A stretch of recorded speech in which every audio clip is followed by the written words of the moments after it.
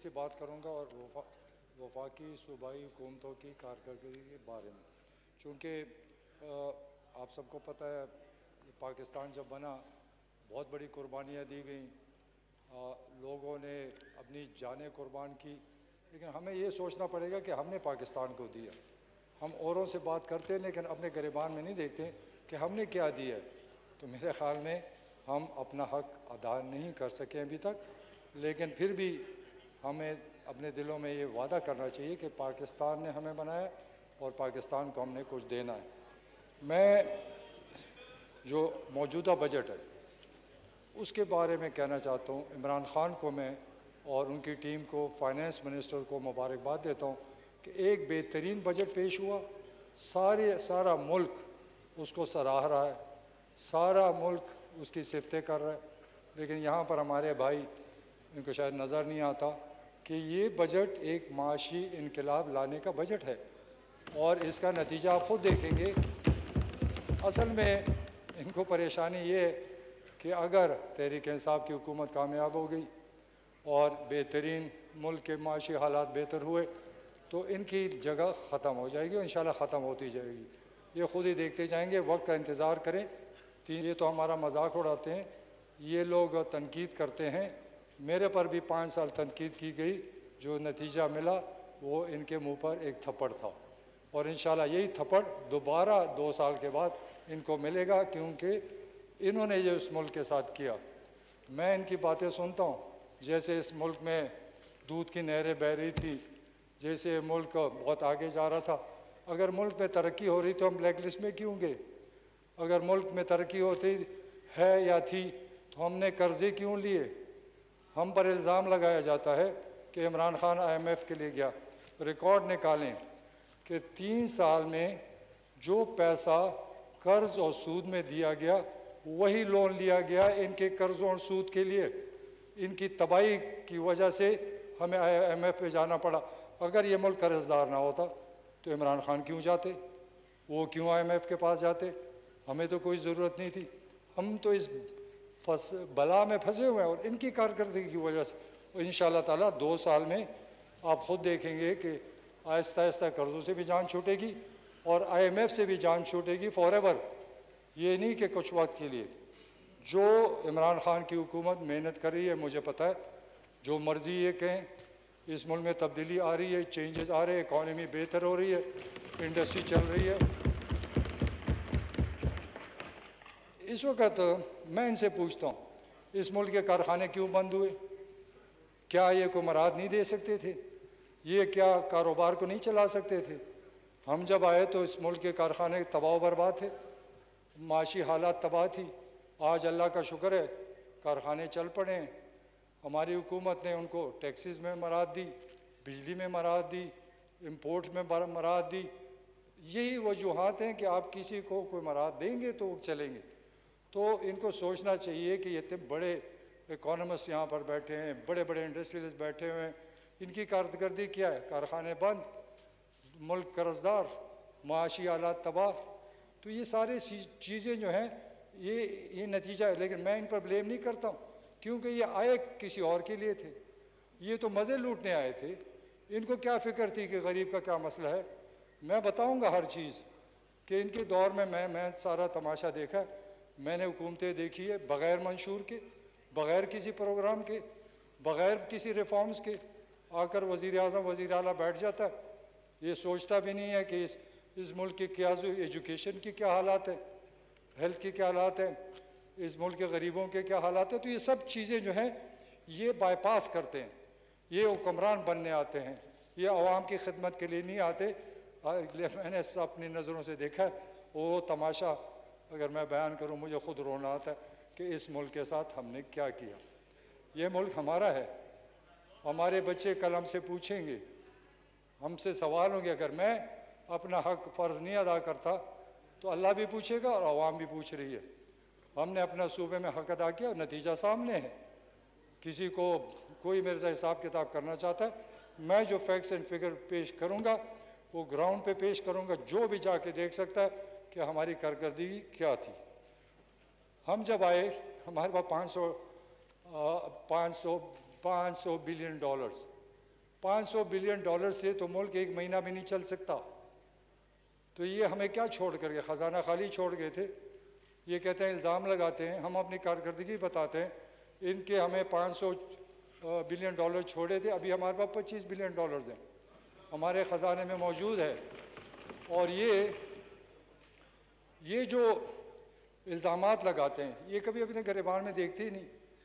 इनकी कारकर्दगी हमारी कारकर्दगी में ज़मीन आसमान का फ़र्क है।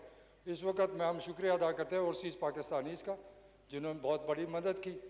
हमने यहाँ पर एक्सपोर्ट बढ़ाए, यहाँ पर आईटी के तकरीबन 2 अरब डॉलर तक एक्सपोर्ट चले गए। ये आईटी में तरक्की नहीं कर सकते, आईटी से तो दुनिया चलती है। आज दुनिया का जो इकॉनमी है वो आईटी के ज़रिए सारी दुनिया बढ़ रही है, लेकिन इनकी कारकर्दगी कि हमारे टोटल मेरे ख्याल में 10 करोड़ डॉलर भी नहीं थे एक्सपोर्ट।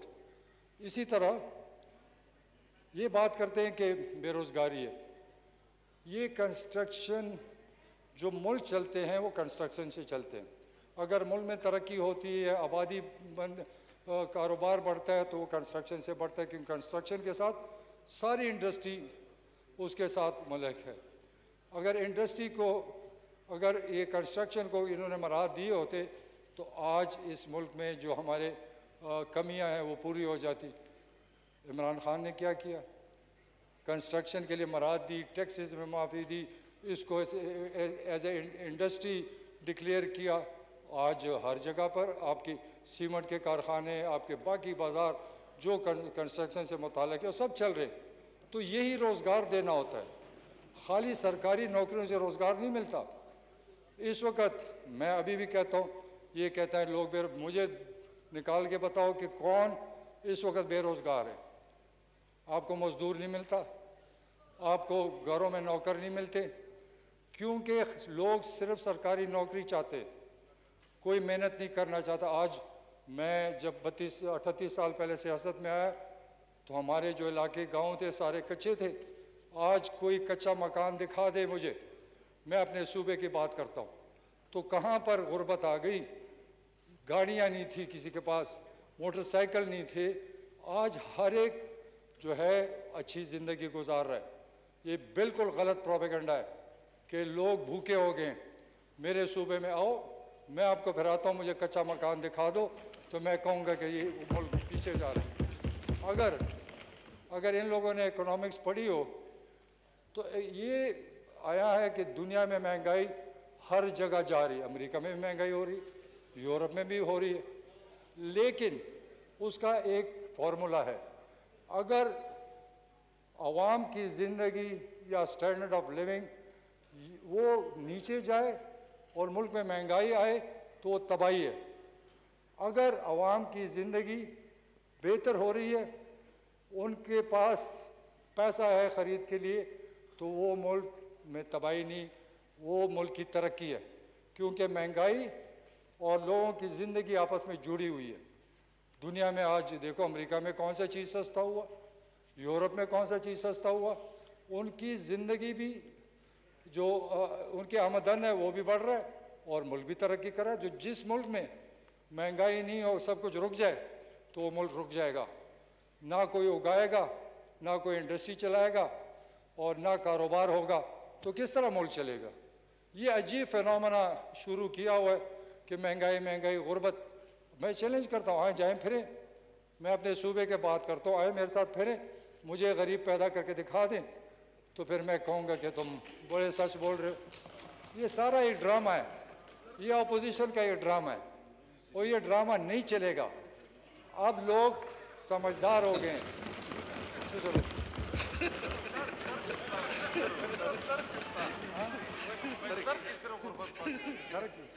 ये हमारे MNA साहब कह रहे करक में गुर्बत है, मैं मानता हूँ होगा।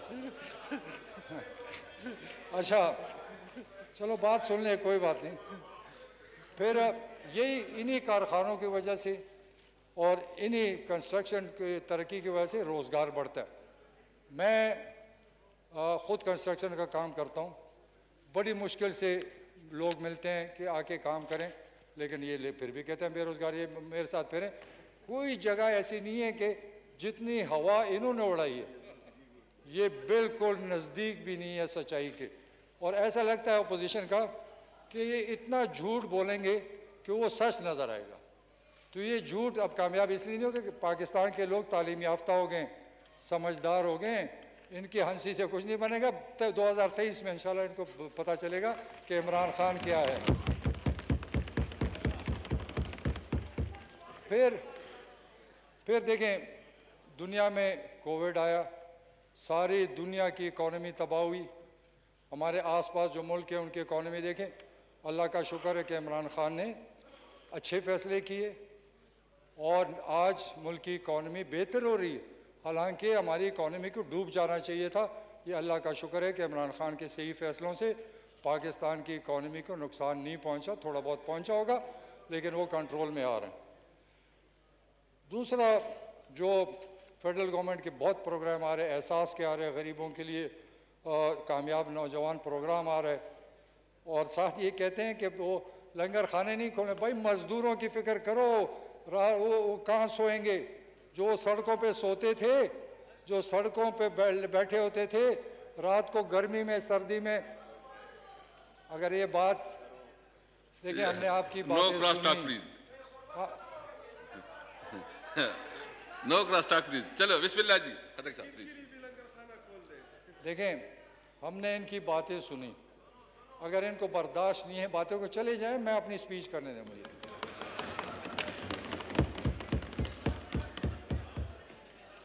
फिर यहाँ एग्रीकल्चर की बात की गई।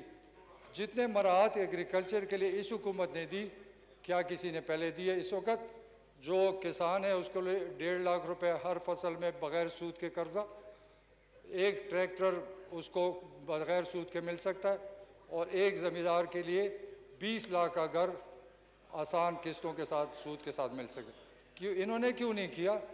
इनको बहुत तकलीफ़ है कि इमरान खान क्यों कर रहा है, क्योंकि इनका जो बयानिया है वो कहीं नहीं चलेगा, ये बोलते रहेंगे, क्योंकि काफ़िले चलते रहते हैं और बाकी काम होता रहता है।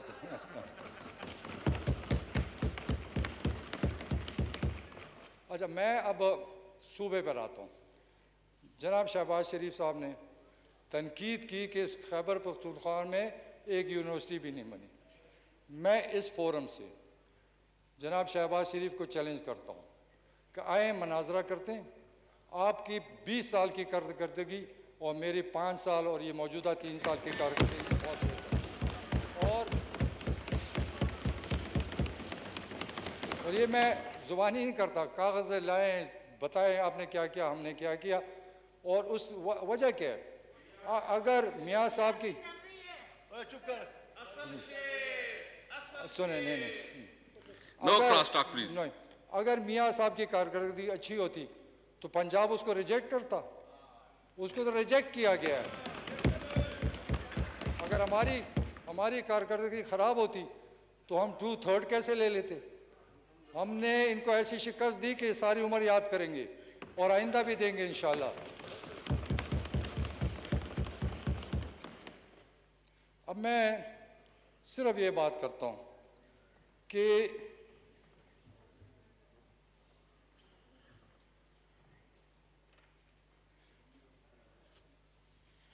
जो मैं अभी बातें करने लगा हूँ, जो हमारे सूबे में हमने 5-8 साल से कर रहे हैं, वो ग्राउंड पे मौजूद है। मैं हवाई बातें नहीं करूँगा, तो जो ग्राउंड पे मौजूद है, तो इसलिए चैलेंज करता हूँ कि आकर देखें और फिर उसके बाद थोड़ा शर्मिंदा हों जो आपने हम पर इल्ज़ाम लगाए। सबसे पहले जब हमारी हुकूमत 2013 में बनी, आपको पता है उससे पहले हैदर होती साहब की हुकूमत थी, दहशतगर्दी थी, बुरा हाल था, तबाही की तरफ सूबा जा रहा था, रोज़ हम लाशें उठाते थे, बड़े मुश्किलात में थे। लेकिन फिर अल्लाह ने शुक्र किया कि तकरीबन 1.5-2 साल के बाद अमन आया और हम तरक्की की तरफ चल पड़े। तो हमने क्या किया, जनाब प्राइम मिनिस्टर के सोच और मंशूर के मुताबिक हमने स्टार्ट किया कानून साजी से, क्योंकि जब कानून साजी नहीं होगी तो कोई चीज़ नहीं चलेगी। तो हमने सबसे पहले राइट टू इन्फॉर्मेशन लाए। उस वक़्त वफाक की इनकी हुकूमत थी, मैं उसको फॉलो करता रहा। हमारी राइट टू इन्फॉर्मेशन ऐसी थी कि कोई चीज़, कोई अफसर, कोई वज़ीर आला कोई चीज़ पा सकता, एक आम शहरी एक एप्लीकेशन से सारा कुछ देख सकता था। लेकिन इन्होंने वफाक में नहीं दिया, इन्होंने पंजाब में वो इख्तियार नहीं दिया। क्यों? क्योंकि हम कुछ छुपाना नहीं चाहते थे और ये सब कुछ छुपाना चाहते थे। फ़र्क यही है और कोई फ़र्क नहीं है कि हमने सरेआम काम किया, हमने खुले मैदान में काम किया और इन्होंने चोरी चोरी काम किया ताकि किसी को पता ना चले कि हम क्या कर रहे हैं। तो ये चीज़ें ये मुकाबले की हैं।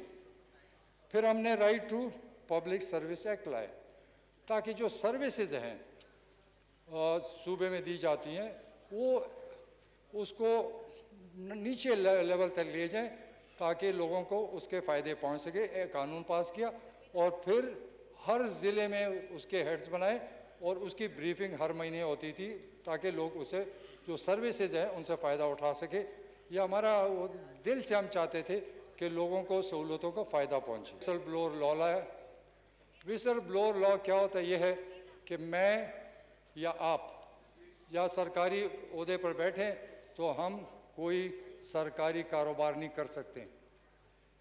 अब एक मैं वज़ीर आला हूँ, मैं बेसिकली मैं कंस्ट्रक्शन का काम करता हूँ, मेरा रिकॉर्ड उठा लें, मैं 38 साल सियासत कर रहा हूँ, अगर एक भी कॉन्ट्रैक्ट मैंने सूबे में लिया तो मैं जुर्म देने को तैयार हूँ।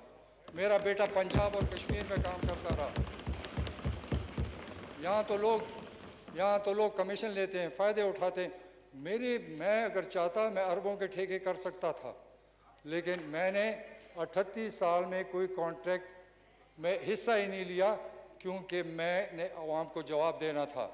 और कानून इसलिए लाया कि कोई सरकारी अफसर, कोई सरकारी ओहदेदार, कोई MPA या वज़ीर आला कोई सरकारी काम नहीं ले सकता।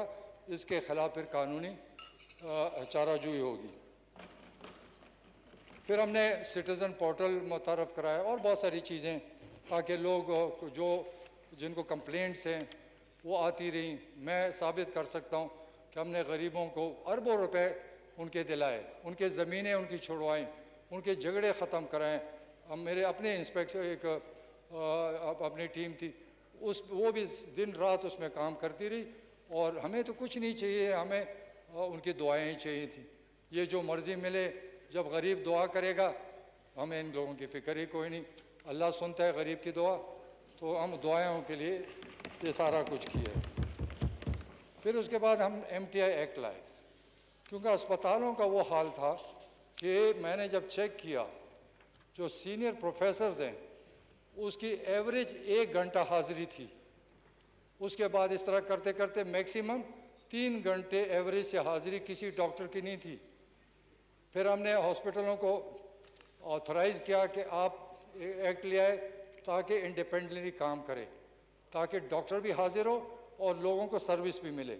उसका नतीजा सामने है सबके। और क्या नतीजा करेंगे? इलेक्शन जो है वो सबसे बड़ा नतीजा होता है। इलेक्शन सबसे पहले एहतसाब होता है और वो रिज़ल्ट आपने देख लिया। फिर हमने साथ साथ और बहुत फाइल ट्रैकिंग सिस्टम लाया।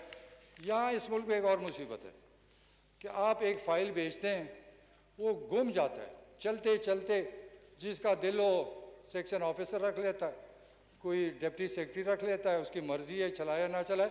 उसको हम थ्रू आउट फॉलो करते रहे और हर फाइल को अपने टाइम पर हम उसको सेटल करते रहे ताकि लोगों को इंतज़ार ना करना पड़े। इसी तरह हमारे मुल्क में ये भी एक अज़ाब था, जो हमारे टेंडर्स होते हैं वो हमारे इलेक्टेड लोग, वज़ीर आला, डिफरेंट लोगों को अलॉट कर देते हैं, वैसे ही देते हैं जैसे उसके बाप का ख़जाना है। जिसको मर्ज़ी है ठेका दे दो, जिस रेट पे मर्ज़ी है दे दो। ये नहीं चल सकता हमारे दौर में। तो हमने नहीं है। No cross talk please, no cross talk. आप तो अभी आए, बाकी सूबे की बात करूं। No cross talk please. मेरा वैसे ही भी घुमा हुआ है, कुछ हो जाएगा, चुप कर।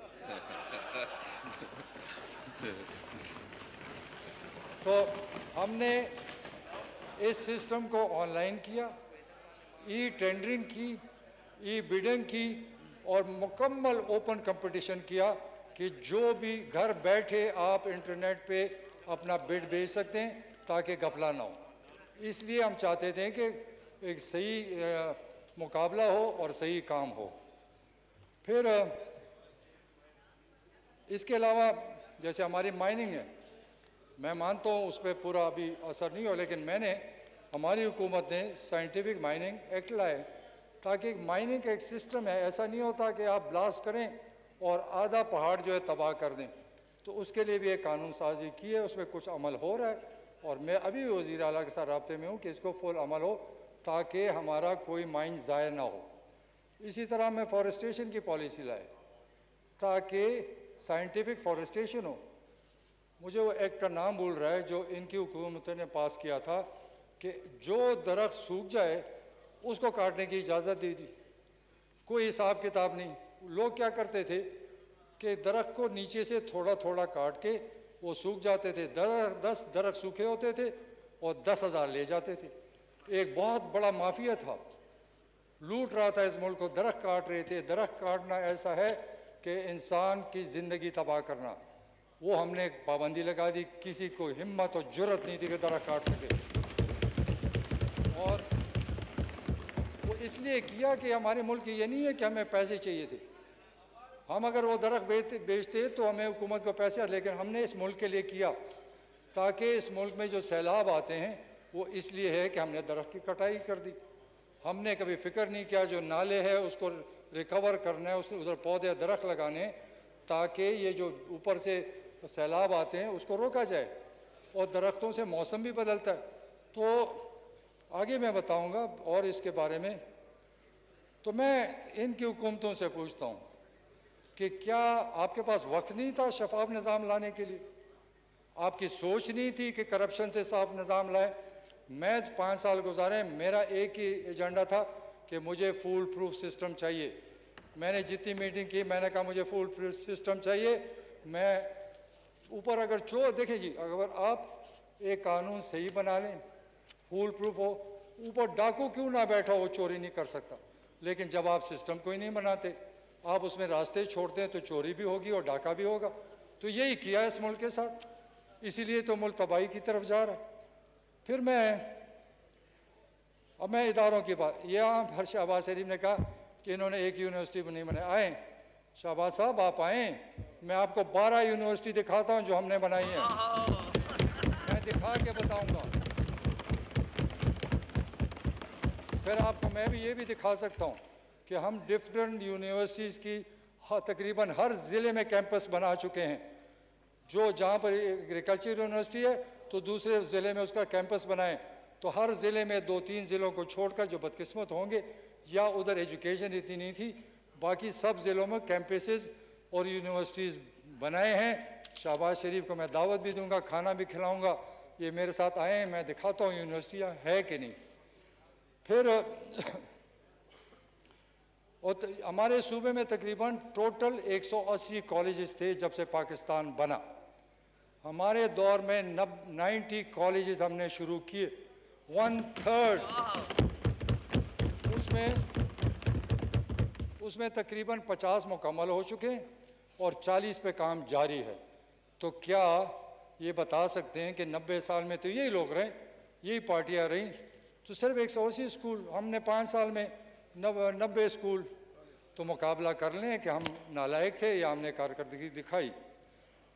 फिर हमारे पास प्राइमरी स्कूल्स, अगर आपको अपने प्राइमरी स्कूल्स में जाते तो शर्म आती। 2 कमरों का प्राइमरी स्कूल, फर्नीचर कोई नहीं, टीचर गैर हाजिर, गंदगी से भरे हुए स्कूल, नतीजा ज़ीरो।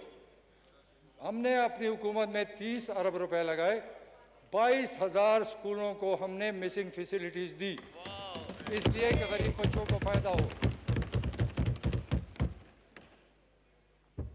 और हमारे सूबे में हाई सेकेंडरी स्कूल्स बने थे, बिल्कुल अच्छा हुआ बने थे, कुछ हमने बनाए, लेकिन उसमें ना लेबॉर्ट्रीज थी, ना उसमें साइंस लेबॉर्ट्री थी, ना IT लेबॉर्ट्री थी, ना IT सिस्टम था, ना वहाँ पर वो सहूलतें जो हायर सेकेंडरी स्कूल में होती हैं वो नहीं थी। मैं अल्लाह का शुक्र अदा करता हूँ कि आज सूबे में 100% हाई सेकेंडरी स्कूल हमने अपग्रेड किए। उसमें बेशक अगर किसी को एतराज़ है, मैं किसी ज़िले का नाम लें, चलते हैं, मैं आपको दिखाता हूँ कि पहले के पिक्चर भी दिखाता हूँ, उसका रिकॉर्ड भी दिखाता हूँ कि पहले क्या था और अब क्या है। उस पर तकरीबन 60 अरब रुपए लगे। उसमें 30 अरब रुपए डोनेशन थी और 30 अरब हमने सूबे से लगाए, क्योंकि हमें फ़िक्र था कि तालीम, गरीब बच्चे वहाँ पढ़ते हैं सरकारी स्कूलों में, कॉलेज और हाई सेकेंडरी में, मिडिल में, तो हमें फ़र्क गम है कि गरीबों के बच्चों को हम बेहतरीन स्कूल दें। फिर हमने एक मॉनिटरिंग सिस्टम बनाया जो कभी भी किसी ने नहीं पूछा। मैं शर्तियन कहता हूँ कि मेरे सूबे में 50% टीचर गैर हाजिर होते थे, किसी ने, सिर्फ वोट के लिए। ये सियासी आदमी डरता है कि मैं टीचर को सबक सिखाऊंगा, कल वोट नहीं देगा। हमने फिक्र नहीं की। 50,000 उस्ताद रोज़ाना गैर हाजिर होते थे। हमने मॉनिटरिंग सिस्टम बनाया, हमने उन टीमों को टैबलेट्स दिए, स्कूल में जाते थे, टीचर की हाज़िरी देखते थे, फर्नीचर देखते थे, और जो ज़रूरियात थी वो उसी वक्त उसी स्कूल से मैसेज आ जाता था और उस पर अमल होता था। फिर क्या हुआ, हमें हर साल 15 से 20 करोड़ रुपए उस गैर हाजिरी से सूबे को मिलते थे। वो मैंने कहीं इस्तेमाल और नहीं किए।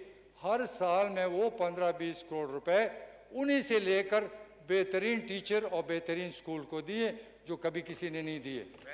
हमने अपना पैसा नहीं दिया, उन्हीं की गफलत का पैसा मैंने उन स्कूलों को बेहतरीन उस्तादों को दिया। और तकरीरों में मैं कहता था उनको कि तुमसे लिए और तुम ही को वापस कर रहा हूँ।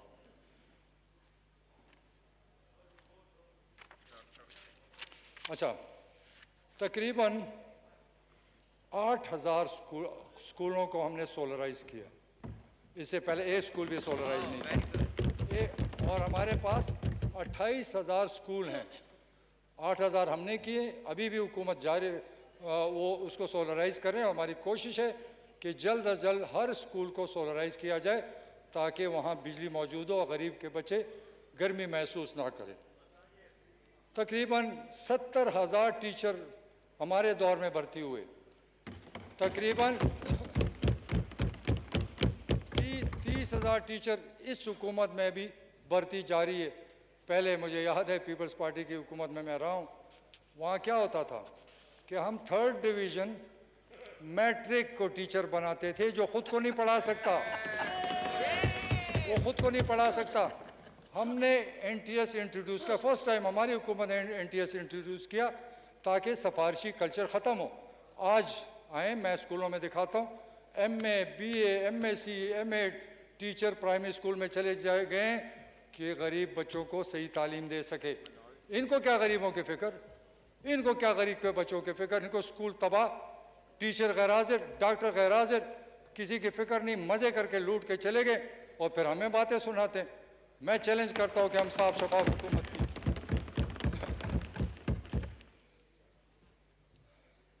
फिर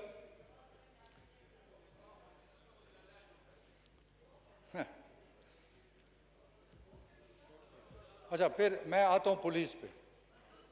ये जो पुलिस है, ये पुलिस, सुन लो, खैर है, तकलीफ होगी लेकिन सुनना पड़ेगा। जाओगे किधर, जाओगे किधर?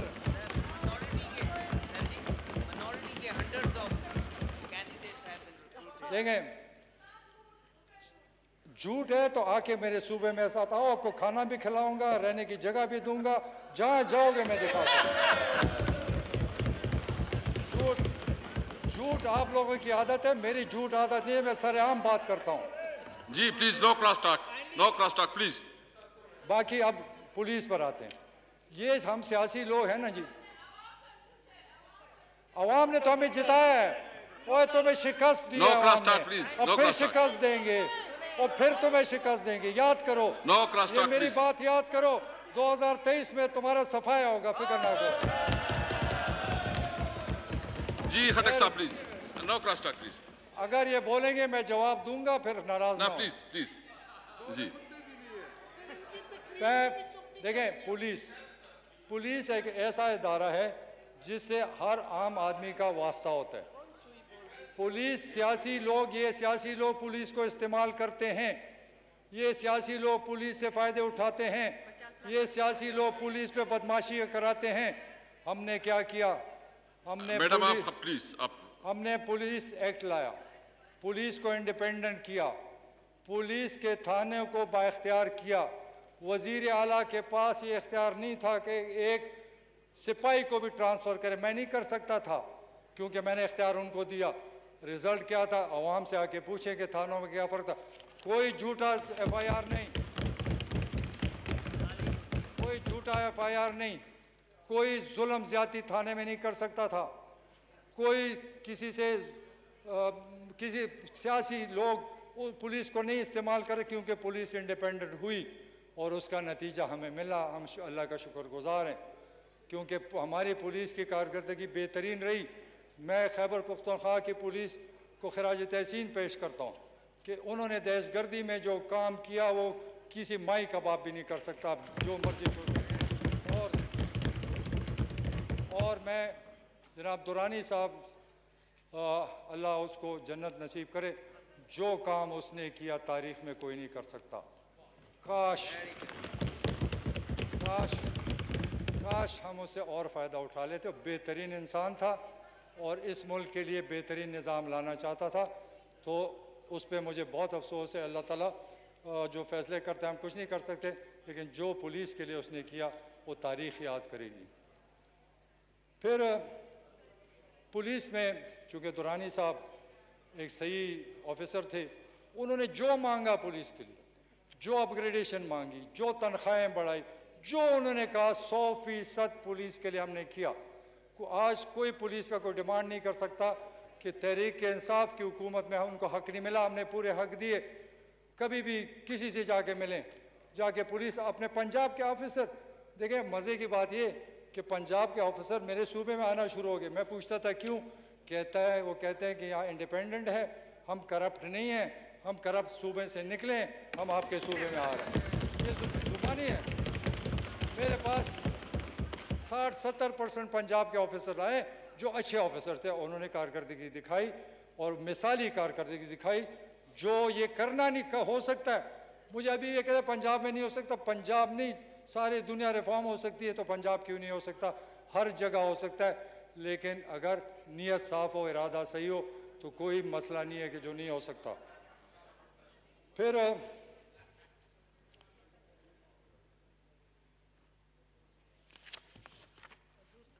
और सुनो, मिनॉरिटी के बारे में भी बताता। हमारे यहाँ पागल कुत्ते के इंजेक्शन थे।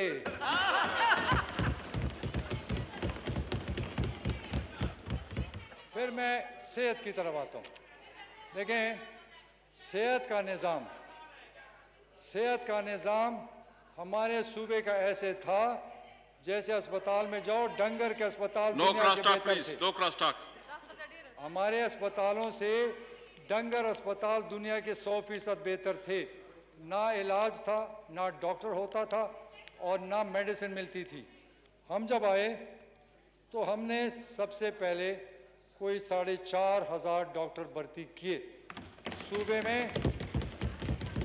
उस वक़्त सूबे में 70 साल से टोटल 5,000 डॉक्टर थे। 70 साल में 5 साल में हमने डबल किया और अभी भी 2-2,500 और डॉक्टर भर्ती हो रहे हैं ताकि आवाम के सहूलत के लिए डॉक्टर मौजूद हो। इनको कभी फिक्र नहीं थी। 70 साल में 4,500 और 8 साल में 8,000, तो फ़र्क सामने है। इनको तो तकलीफ़ होगी, इनको तो परेशानी होगी कि ये क्या हो रहा है।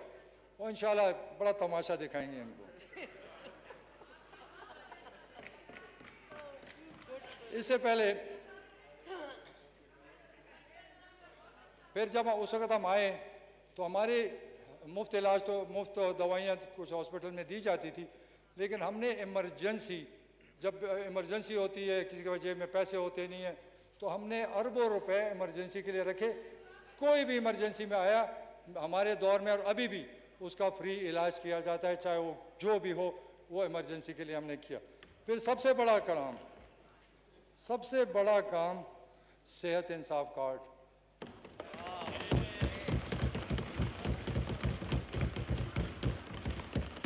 ये हमारे प्राइम मिनिस्टर की सोच थी। जब उनकी वालदा को कैंसर हुआ तो उन्होंने कैंसर हॉस्पिटल बनाया। मेरे से जब बात करते थे तो ये कहते थे कि गरीब आदमी अपना इलाज नहीं कर सकता, इसके लिए कुछ करना चाहिए। फिर हमने मिल बैठकर ये सेहत इंसाफ कार्ड निकाला। आप सोचें, एक गरीब आदमी बीमार हो जाए, उसका ऑपरेशन है, 5 लाख चाहिए, क्या करेगा? घर बेचेगा, कर्जे लेगा, गुलाम बनेगा? वो 10 लाख का फ्री इलाज सालाना हर एक के लिए हमने 80, मैंने उस वक़्त 18 लाख सेहत इंसाफ कार्ड दिए। अब इमरान खान की मेहरबानी से सारा सूबा जिसके पास शनाख्ती कार्ड है उसका मुफ्त बेहतरीन से बेहतरीन अस्पताल से हो सकता है। तो क्या मैं इनसे पूछता हूँ, आपको ये गरीब नज़र नहीं आ रहे थे कि इलाज कहाँ से करेंगे? ये अपना ऑपरेशन कौन कराएगा? ये सरमायादार की मिन्नतें करेंगे, सरमायादार से कर्जे लेंगे। इनको फिक्र कोई नहीं, इनको अपनी जायदादों की फिक्र है कि करोड़ों अरबों बनाओ खुश, क्योंकि तुम खुश। ऐसा नहीं होगा। अब आवाम समझ चुकी है, आपसे हिसाब किताब हो रहा है। अब इनसे जब हिसाब मांगा जाता है मुल्क छोड़ के भाग जाते हैं। भाई हिसाब दो, हिसाब क्यों नहीं देते हो? हिसाब दे दो, कोई सज़ा नहीं, कुछ भी नहीं। आप हिसाब दे दो कि ये 10 रुपये कहाँ से लाए हो, आप घर जाओ ऐशी करो। हिसाब नहीं दोगे तो हिसाब होगा, कोई नहीं बच सकता, जो मर्जी करो। फिर मैंने बात की फॉरेस्ट का कि ये एक बहुत बड़ा माफिया था और हमारे फॉरेस्टर्स को कत्ल किया गया, क्योंकि वो जब रोकते थे तो उनको कत्लेआम करा जा, जख्मी किए, कत्ल किए, लेकिन हम बाज नहीं आए। हमने उस माफिया को ख़त्म किया और दरख्त काटने के बजाय हमने 1.2 बिलियन दरख्त लगाए। और चैलेंज करता हूँ, ये बातें करते हैं कि किधर है दरख्त, आओ ना, हमारा वहाँ पर गूगल पे सब कुछ मौजूद है। किसी एक जगह पर बात सुनो तो सही ना, बात तो सुनो, बात सुनो। No cross talk please, no cross talk, no cross talk please. आप ऐसे करें जी प्लीज, आप ऐसे करें कि उसमें से कोई जगह मुंतखब करे, कोई एमएनए खुद मुंतखब करें। हम आपको लेके जाते हैं, वहाँ दरख्त ना उगे हो, वो ग्रीन ना हुआ होगा तो मैं जुर्म देने को तैयार, खाली गूगल के नहीं है। आप आए तो सही।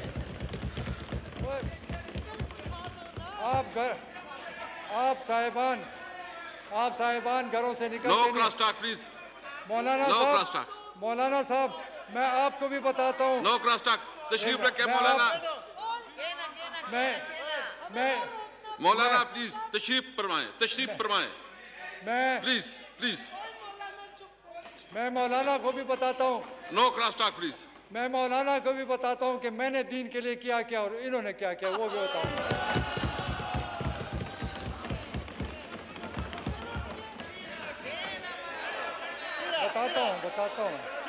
बताता हूँ। बैठ जाए प्लीज, बैठ जाए। मौलाना साहब बैठ जाए प्लीज।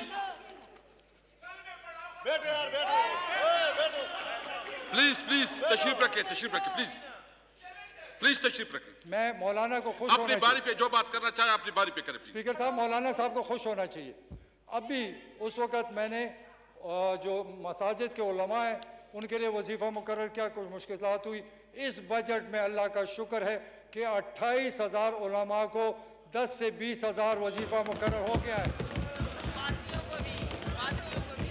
और उसमें माइनॉरिटीज़, चर्चेज़, उसमें मंदिर जो उनके हेड करते हैं उन सब के लिए वजीफ़ा मुकर्रर हुआ है, तो इनको तो खुश होना चाहिए। फिर एक और बात, अगर दीन की बात करते हैं, हम कुरान शरीफ सुनते हैं, नमाजें पढ़ते हैं, एक लफ्ज़ भी समझ नहीं आती अरबी की। क्या हम में किसी को सोच नहीं थी कि कुरान शरीफ को अपनी ज़ुबान में पढ़ाया जाए ताकि हमारे बच्चे बेहतरीन मुसलमान बने और बेहतरीन तालिब इल्म बने? हमने कानून पास किया, 1 से 5 क्लास तक मनाजरा शुरू कराया, 5 से 12वीं क्लास तक कुरान शरीफ बामानी शुरू कराया। तो हमने ये बुरा काम किया, हमने बेहतरीन मुसलमान बनाने की कोशिश की।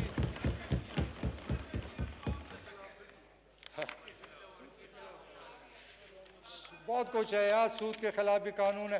देखिए मैं इनसे ही बात करता हूँ, जब मैं वज़ीर आला था मैं सब जो उलमा की जो कमेटी थी, मैं हर, आपको पता है, दूसरे तीसरे महीने बुलाता था। मैं उनको ये कहता था कि अल्लाह ने मुझे मौका दिया, मैं इतना मुसलमान इतना आप जैसे अच्छा नहीं हूँ, आप मुझे बताएं कौन सी कानून तब्दील करनी है, कौन सी चीज़ लानी है। उन्होंने जो मुझे दिया 100% मैंने करके दिखाया। जो इनसे पूछा, मैं अपनी मर्जी से नहीं किया, अगर वो किताबों में फ़र्क जो भी था हमने सब कुछ करके दिखाया।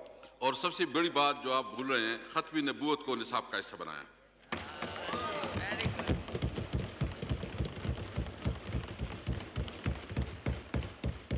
मैं और नहीं बोलना चाहता, ये नाराज़ हो जाएंगे, मेरे दोस्त हैं सारे, तो मैं सिर्फ इनको कहता हूँ, सिर्फ आखिरी मेरी नसीहत है, मेरी नसीहत है, खुदा के लिए हवाई बातें मत करो, प्रैक्टिकल काम करो, लोग दुआएं देंगे और आपकी आखिरत अच्छी होगी।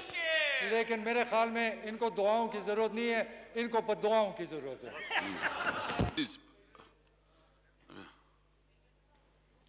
मेरे से एक दो बातें रह गई।